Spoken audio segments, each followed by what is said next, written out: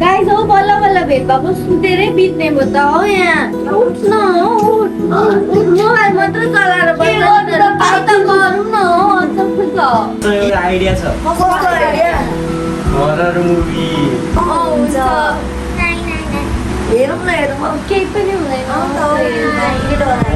केही हुँदैन।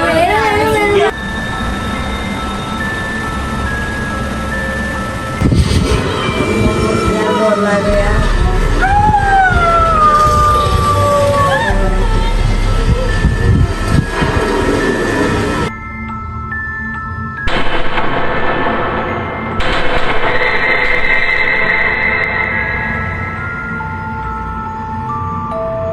म टोइलेट गएर आउँछु ल।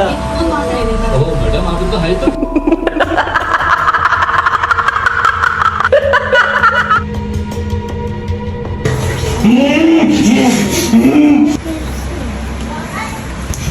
म पनि बस्नु जानुपर्ने समय त आउनु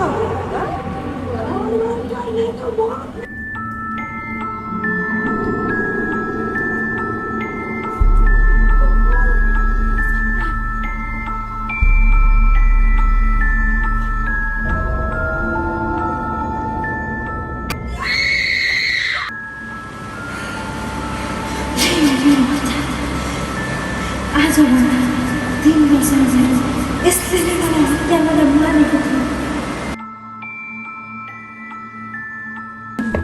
अनि आमा किन बोलाउनु भएको त अनि यसमा नि तपाईँ कतै डाँडा पारेको काम भइसक्यो कि त्यही टुक्रो जमिन बाँकी छ त्यो तेरो नाममा गरिदिनु पर्ला। अब भाइले त आफै कमाएर पनि खान सकिहाल्छ। ए हुन्छ नि त त्यसो भए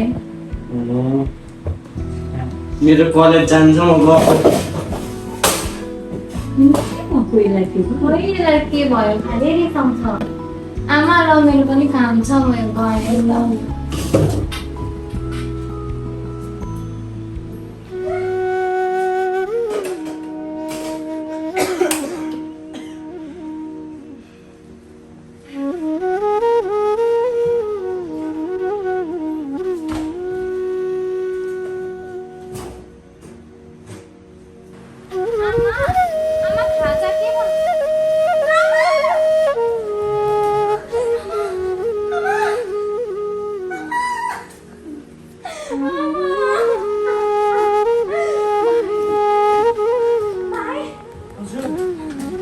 के भयो आमालाई?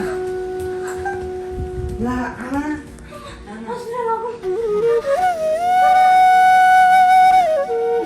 दिदी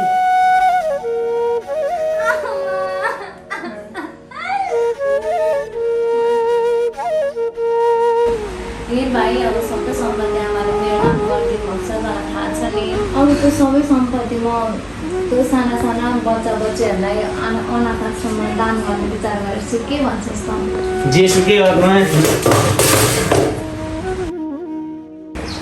यो सबै सम्पत्ति अब हात लाउने एउटा मात्र उपाय छ।